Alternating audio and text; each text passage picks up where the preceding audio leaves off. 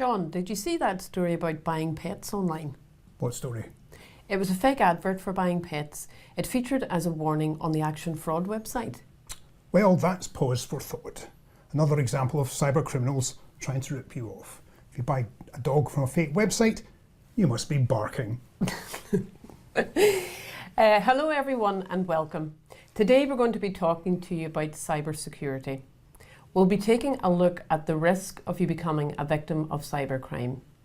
We'll be looking at the impact that cybercrime can have on your everyday life, and we'll be taking a look at the actions that you can take to help protect yourself against cybercrime. Now, our colleague Alistair is going to be behind the controls today. Alistair will be helping us move between websites and videos and PowerPoint slides, and hopefully keeping us right in terms of which camera to look at. Okay, so we're going to have some interactivity here on the webinar today, which will allow you to ask questions and will allow us to ask you questions. We're going to use an online tool called Mentimeter to do that. Now, you're all sitting on a web browser watching this webinar just now, so if everybody could just add an extra tab, or if you want, open up a new window, and I need you to go to menti.com. That's menti.com. If you go to menti.com, once you'll get there, you'll be on the Mentimeter site. You can do this on any device, and you can use any browser. And when you get there, you'll find a screen, and it will be asking you to enter a code, and that code is 376353. So you go to menti.com, menti.com, and when you get there, enter the code 376353, and that should get you in. So we're going to ask you a question. This question isn't particularly to gather any information, it's just to get you into the way of using Mentimeter, and here it is. Which part of the university are you from? So as you answer the questions there, you'll see that the graph starts jumping about at the bottom. You might have to refresh your browser just to get that to work properly. And okay, there's some answers coming in now. You can see that there's people from professional services, and there's business skills coming in, science, a smattering of people from the faculties as well. Okay, so it seems to be working okay. Okay, and also today, as we're working with Mentimeter, we'll use that to capture in some questions that you guys might want to ask. So as we go through, when we're not asking a direct question, what you'll see in front of you in Mentimeter is a button that says Ask a Question. And what we'll do is we'll gather all of those together, and our colleague Graham Christie will join us towards the end of the webinar, where we'll take a look at the different questions that have been put forward. Okay, so to get started, risk. Is cybercrime a direct threat to you? Is it a threat when you control your data? And is it a threat when organisations control your data? Okay, so we're going to take a look at phishing. When we talk about risk, we need to consider what's the likelihood of you actually falling for a scam, the likes of a phishing scam. There's lots of different types of phishing scams out there. Some are much more credible than others. When we talk about phishing, you might think of the age-old Nigerian prince email. They're always trying to get you to send them on some money. They send that type of email out to lots of people in the hope that somebody will bite. Other common types of phishing scams include fraudsters trying to impersonate a legitimate company, the likes of PayPal, for example. The PayPal scammers might send you out an email to try to get you to click on a link in order to rectify a problem with your account. What they're trying to do is to get to your account details. It's a bit more credible than the Nigerian prince email, but once you start to look at it a bit more closely, there's telltale signs in there that it's a phishing email. I'm not going to go into that too much now. There are some top tips on our cybersecurity website on how to spot phishing emails. We've had lots of other different types of phishing emails here at the university, targeted at university users. Some have been more credible than others. The scammers use various tactics to try to create a sense of urgency around the email. What they're trying to get you to do is to click on a link in the email, or perhaps download a file like an invoice. And they're starting to target smaller audiences. That way they can run the scam for longer before it actually gets detected. In one recent phishing attack here at the university, we saw a small number of users targeted. They received an email from what appeared to be their line manager. Their line manager just gone into a meeting and needed them to do something quite urgently. And the scammers often tend to send these types of emails out on the turn of the hour. They know that meetings start at maybe 9 o'clock or 10 o'clock, etc. And the emails are often quite conversational in tone, asking things like, are you there? Can you help? And after a couple of email interchanges, they'll ask you to do something. And in this example, they were asking our users to purchase some Amazon vouchers. Kept the number or the amount of it quite low, like £100, and that way it doesn't arouse too much suspicion. And what they're trying to get them to do was to send on the voucher codes. Now, thankfully nobody at the university here fell for that scam. After a couple of email interchanges, the credibility of the email was lost in there. But it just does show you that we do need to be all aware of how to spot phishing emails. So I'd encourage you all to take a look on our website. Okay, the next type of attack that we're going to talk about is the drive-by attack. And basically there's two types, and both of these involve downloading malware. The first type is where you actually authorize the download of the malware, but without understanding the consequences. And the classic example of this would be getting an email from an unsolicited source. That email will include an attachment. And when you open the attachment, it downloads something nasty onto your PC. Downloaded it even though you authorized that, but you weren't aware of the consequences. The other type is more commonly found on websites. The drive-by attacks on websites are triggered by adverts and also by pop-ups. So there's an advert on a website or maybe a pop-up and you're interested in it, so you click on it, and without your knowledge, that installs something nasty on your computer. Now, this type of website-based drive-by attack is more commonly found on what we could call the less reputable websites, but you can also get these on perfectly responsible websites that you use every day if they have in some way been compromised. And here's an example. This is a pop-up that looks like it comes from Microsoft. It's very well done, and it's asking you to update your damaged operating system. It looks official, but when has Microsoft ever sent you a message that looks like this? You know how your Windows updates work. They happen every week on Tuesdays. They work the same way every week. It doesn't look like this. So this is an example of scareware. Your PC almost certainly doesn't have a virus. But if you click on that update, there's a very good chance that your PC will have a virus after it's installed something nasty on your PC. And here's another example of a drive-by attack. And this one just happened a couple of months ago on Facebook, and it involved Tesco. The idea of this is that you click on a voucher on the Facebook page, and it takes you to a website where you register for a Tesco voucher, which will get you £40 to spend at Tesco. Very nice. What's not to like?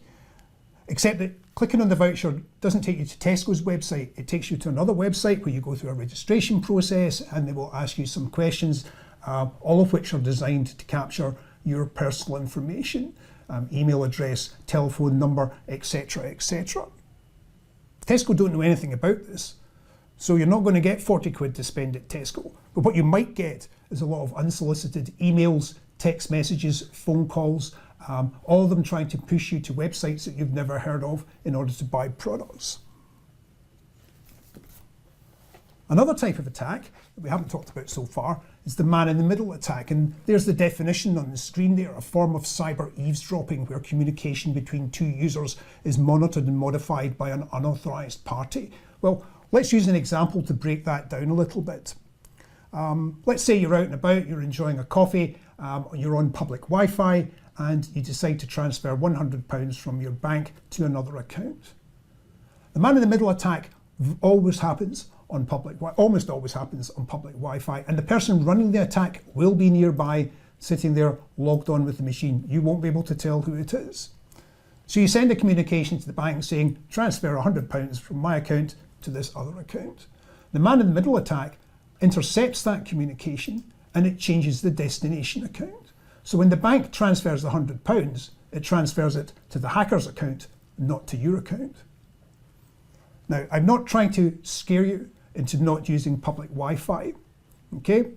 But a public Wi-Fi, this problem on public Wi-Fi can't happen if it's properly secured and encrypted. But you've no way of knowing for sure that it's properly secured and encrypted. Many public Wi-Fis have no real security on them at all. So by all means, use public Wi-Fi, but the moral probably is that if you're on public Wi-Fi, don't do anything confidential or sensitive. Okay, so we've just explained 3 different types of cyber attack, and Alistair has moved us on now on to our next Mentimeter question. So we'd like to know from you guys out there, have you been targeted by a credible phishing email, a drive-by, or a man in the middle? And you might find that you've actually been targeted by more than one of those, so you can choose more than one option on the survey. Okay, so we see some responses coming in there. Phishing attacks, drive-bys. You can see the numbers going up down in the bottom corner there. Yep. Okay, quite a few responses coming in. Yes. Yep. So yep. There's a man in the middle as well. Yep. I mean the comparative ones on the different graph are around about what we were expecting anyway. Absolutely. Absolutely. Yep. Okay, so we'll leave that question there for you. The Citizens Advice Bureau did some research into scams. They commissioned an independent survey, and they also did some analysis of the scams that have been reported into their service. And as you can see there, they found that 72% of their respondents had been targeted by scammers in the last 2 years. Okay, so here's another Mentimeter question. We're Mentimeter-tastic here today. And the next question is, have you or anyone you know been affected by a credible cybercrime? I will repeat that. Have you or anyone you know been affected by a credible cybercrime? And by affected, what we mean, did you actually fall for a cybercrime attack? Or did you find yourself that you'd partially fallen for an attack but realised what was going on and backed out before you actually got done? Okay, so we can just wait while the responses come in on this one as well. And you can see that we're getting some responses. Yep, that's quite good actually, isn't it? Yep. Yeah, and again, that was one of the things that the Citizens Advice Bureau looked at in their report. What they found was 10% of their respondents had been affected by a credible cybercrime, and an additional 11% knew of friends or family who'd been affected. And our statistics here are looking even much bigger than that. Well, seeing as we're on a roll with the Mentimeter questions, we're going to ask you another one, and here it comes. Did you report the cybercrime to the police? So we've established that some of you have either been partially or fully affected by the cybercrime, but did you actually report it to the police? There we go, we've got some responses in here. Yep. You see it adjusting as people fire in their answers. That is actually quite interesting, really, that one. That's quite a high number, actually. Yeah. I think we're actually worried that people would come back and say that nobody had reported it to the police. So, well done there, folks. And again, that was one of the things that the Citizens Advice Bureau looked at in their report. And there's findings where that only 7% of their respondents had reported the cybercrime, so even more than our attendees here today. Okay, Strathclyde's staff standing up for law and order. Okay, so let's summarise where we've got to so far. So far, we've focused on cybercrime risks when you are in charge of your data.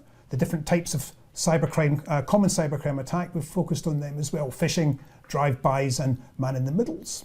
And we've used Mentimeter to ask you a few questions to get a feel about how many of you have been targeted or affected by scams, quite a few, and also how many had reported to cybercrimes to the police, more than we were expecting. That was good. But of course, as Evelyn pointed out, that was in line with national research. Next up, we're going to have a look at what happens when organisations like airlines, banks, supermarkets, or indeed even universities, what happens when they don't look after your data. Okay, so thanks, John, for that recap and what we've covered so far in the risk section. So moving on, what we're going to look at are some of the big data breach stories that made the headlines over the last year.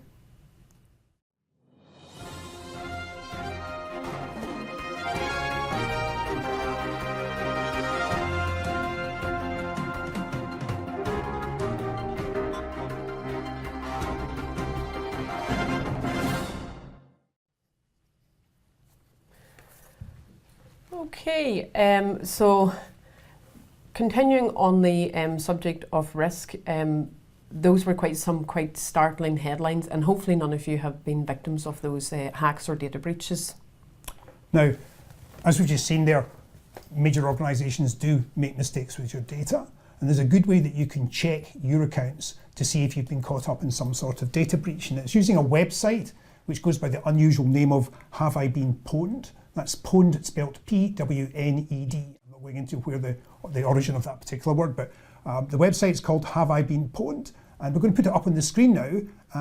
Here it is, and we're going to show you an example how to use it. So here it is in action, and we're going to use there's a typo in there. We're going to use the IT training at strath.ac.uk account, which is one of our accounts, and check if it's been caught up in a cyber breach, a cyber data breach somewhere in the past.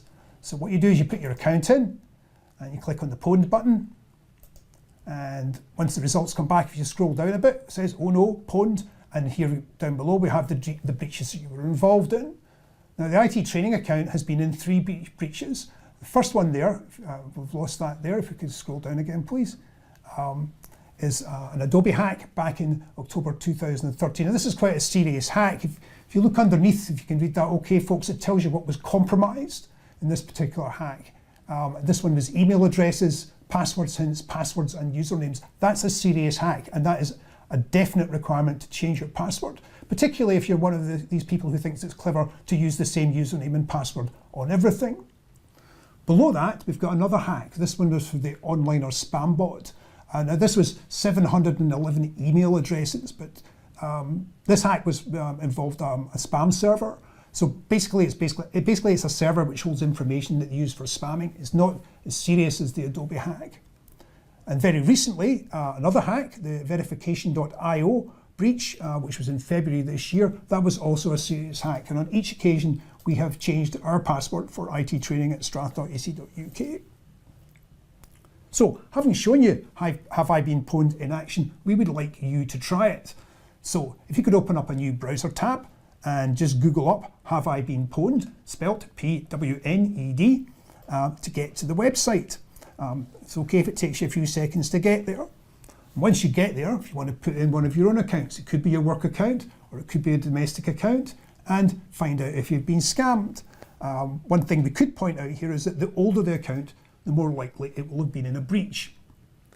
Okay, and while you guys are checking that, what we're going to do is Alistair's moved on our Mentimeter to find out how many times you've been pwned, and our first result in there is more than 5 times. I've got a very old Yahoo account. It's over 20 years old. It's in my maiden name, that's how old it is. So in that one, when I put it through, I was in that category of more than 5. I had been pwned a total of 8 different times, and the Adobe one was certainly one that had come up in that.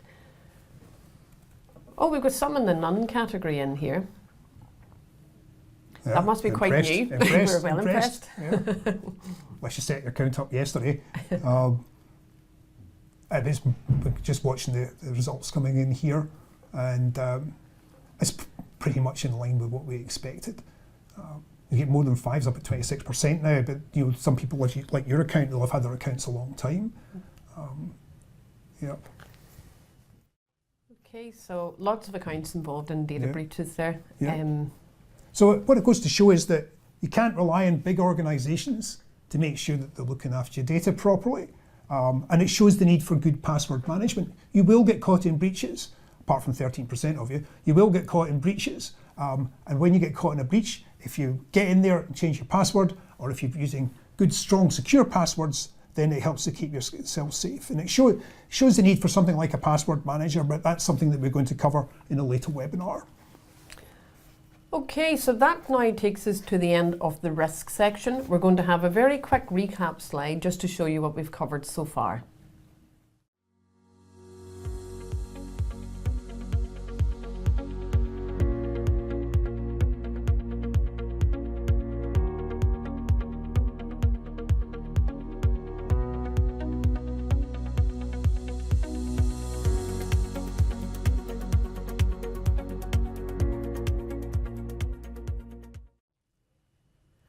Okay, so that was the section on risk. Now we're going to move on to look at impact.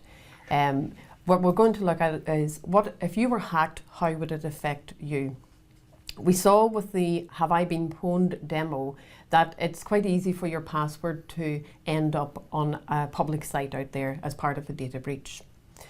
Now we want to look at how passwords can be used to try and extort money from individuals, and Alistair's going to play us a short video on this.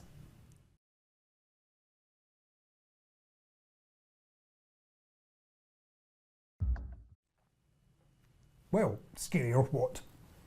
Just shows you just how sophisticated scams can be and just how far scammers are prepared to go in order to get their hands on your data. In this particular case, there was no evidence that the BBC reporter had actually been on any dodgy websites or that her webcam had been hacked. But because the hacker presented the reporter with her actual password, well, that would be disturbing for anybody, wouldn't it? And this allowed the hacker to design a plausible and really pretty disturbing hacking attack. And it's an effective scam as well, because to date it's netted more than $500,000, most of which has been paid via Bitcoin. And in that example with the BBC reporter, we saw what can happen even whenever you have a strong password. If you've got a weak password, you're going to be even more vulnerable. If a scammer has your login details, and quite often that's just your email address, which is quite easy to find out, then they don't maybe even need to know your password. What they can do is get a list of known passwords that are used throughout the world on different websites and test your username and password against that to try and log into your account. And this is what's known as a reverse brute force attack. And just so you know, one of the weakest passwords for the last couple of years has been 123456, or indeed even the word password. And I'm hoping that none of you out there have that as your password. Okay, so here's another hack in action. We're going to have a look at what scammers can do even when they have minimal information.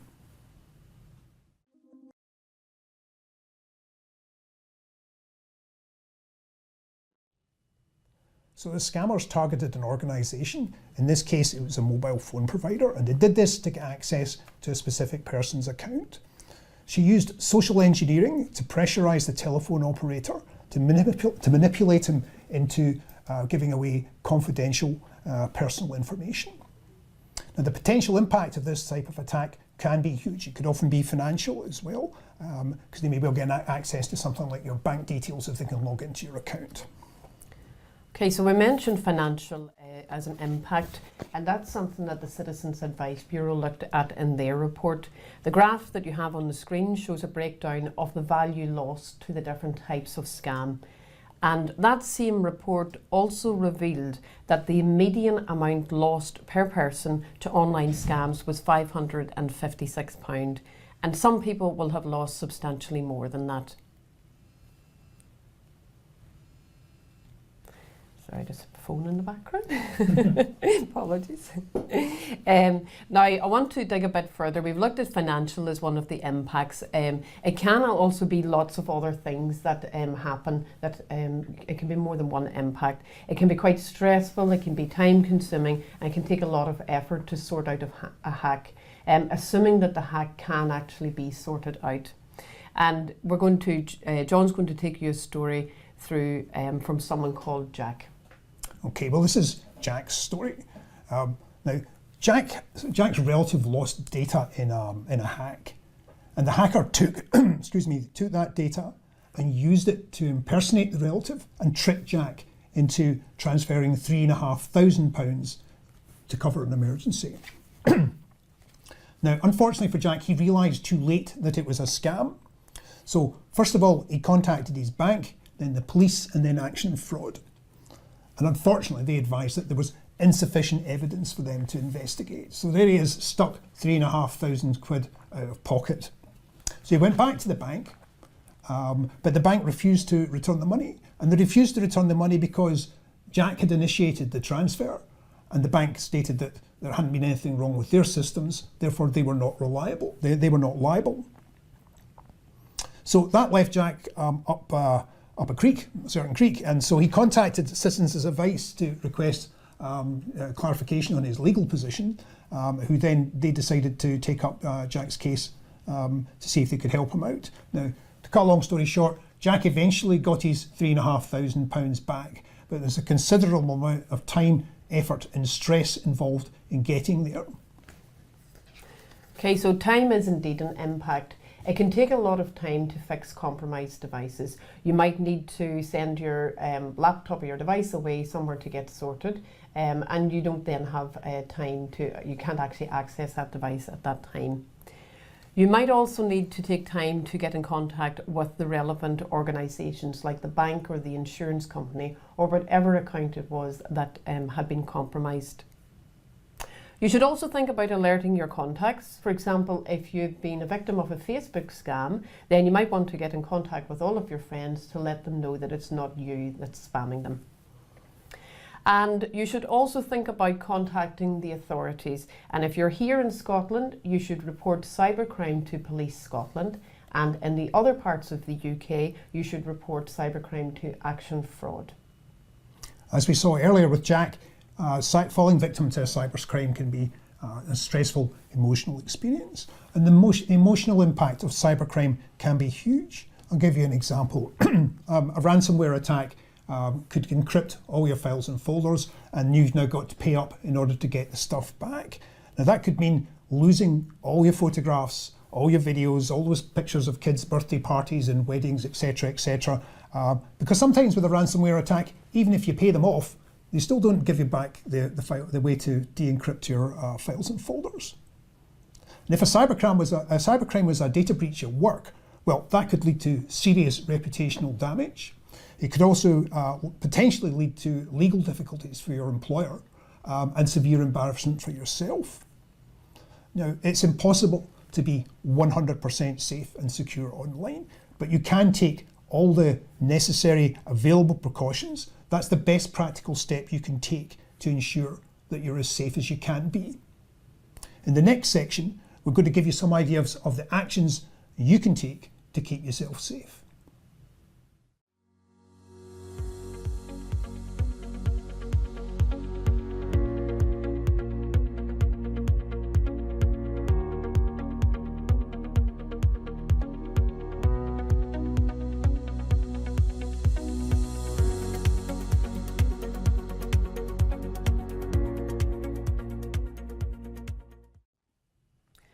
Okay, so moving on to the action section. In this section, we're going to take a look at what you can do to help improve your cybersecurity. But before we start giving you some hints and tips, I'm going to get Alistair to bring up another Mentimeter question.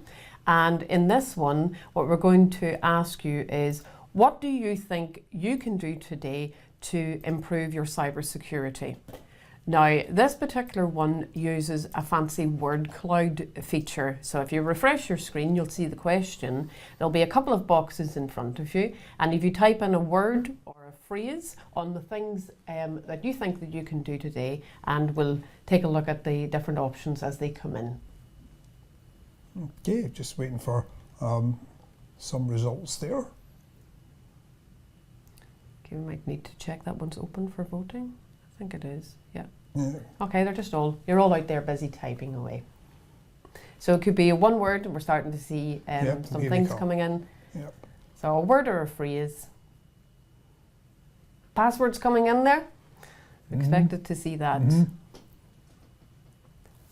Password manager too, John. That's getting big, that one. Yeah, I love how they put them on your side. You know, somebody make me a point to the osteopath. Oh, yes. Well, it's a definite winner. There's a definite winner coming in here, isn't there? Quite a lot of results. This is pretty good. The word password is coming through several times. It's just not the exact same phrase, because other words that would actually, and it is starting to get quite large on the screen. So password's definitely in there. Yeah, no, that's actually worked rather well. It has indeed. That is interesting that particular word two words right in the middle of the screen should be quite as bold as that. Okay, right, so we decided, just like we asked you before we gave you advice what you think you could do, we asked a specific question of some students here at Strathclyde. So we decided to ask them, what was the one thing that they do in terms of cybersecurity that they know that they shouldn't be doing? Let's see what the students said.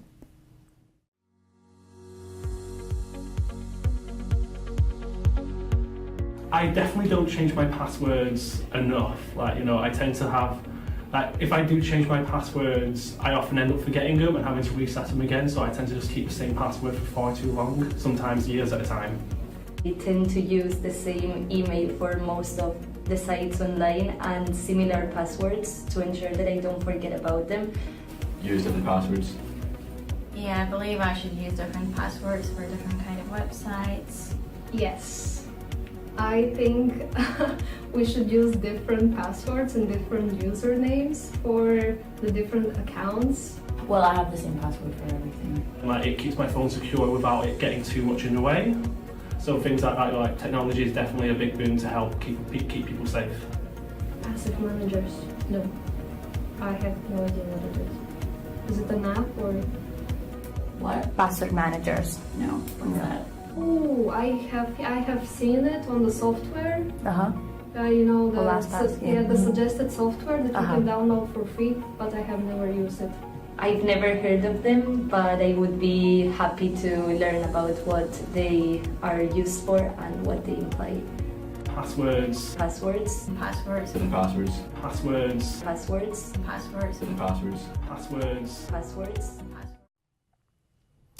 Well, anything stand out there, folks? Any particular thing that the students said that you might just have noticed? Yes, every single one of them is saying that either they're using the same password and username for all their accounts or most of their accounts. And I bet a substantial number of the people watching today fall precisely into that category too. Evelyn, what's your take on this? Well, that's quite interesting because the number one priority that you should be thinking about is around your email password. You should be making sure that it's unique, and by unique I mean don't use that same password on any of the other sites. Should also make it strong and secure. We've got some hints on our website on how to do that. Now, we saw earlier on, have you been pwned? And my recommendation is, if you haven't already done it during this webinar, go and change the passwords on the accounts that have been pwned, and don't reuse that password because it's somewhere out there. Also, quick tip, a quick one for you is to make sure that your software is up to date, and that includes your operating system, your programs and your apps. Okay, now something else that you can do today is to sign up to our CyberSafe campaign at strath.ac.uk/cybersecurity. I'll just say that one again. Sign up to the CyberSafe campaign at strath.ac.uk/cybersecurity. You can follow us there on our Twitter and Facebook accounts to find out more about upcoming events and competitions, and you can also sign up to our mailing list to keep up to date with everything cybersecurity wise here at Strathclyde. We'll email the details about that to you after the webinar.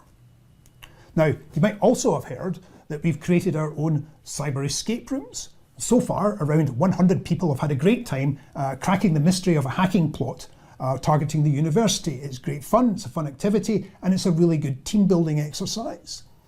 The escape rooms are designed for 6 participants, but we can run two rooms simultaneously. So if your team's bigger than that, why not bring 2 teams and have a wee competition and see who can escape first. Okay, right, so moving on, we want to take a look at some of the things that you can do in the longer term to help you improve your cybersecurity.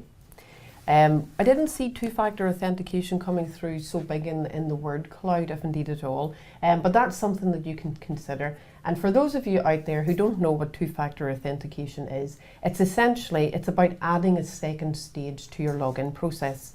So you might be asked to enter a code that's set to your mobile phone when you're trying to log in to, say for example, your email account. And we're going to have more on this as part of the CyberSafe campaign later. Now, here at the university, there's a lot of data that's already backed up for you on the university servers. So you should make sure that you're storing your data on a server like the iDrive or ShareFile. And if you're storing data at home, then you should also be making sure that you have a backup of that data. You should also consider using encryption, and by that we mean adding password protection to your files and ensuring that your device is encrypted. And again, that's something that we'll have more on as part of the CyberSafe campaign.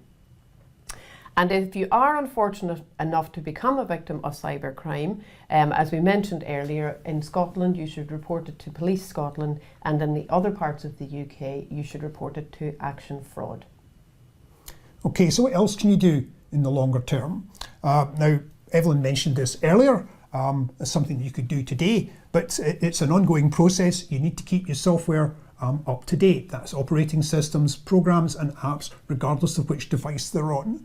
As soon as new updates become available, you should be getting them installed. If you don't have antivirus software, you should install it. Once you've installed it, or if you're already using it, make sure you keep it up to date. There's new threats coming out all the time, and the manufacturers of this software are always releasing updates.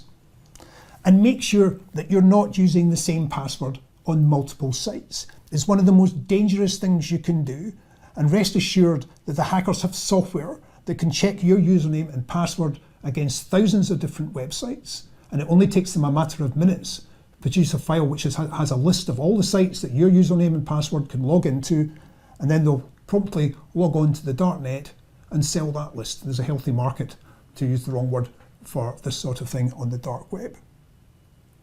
Now, one way to get round it's hard to remember lots of different passwords is to use a password manager. Now that's a subject in its own right. We'll have more on password managers in a future webinar. Okay, so that's us now at the end of the action section. We're going to have a short recap slide coming up. We're also going to play you the short teaser video for the cyber escape rooms, and then we'll come back to you with the Q&A section.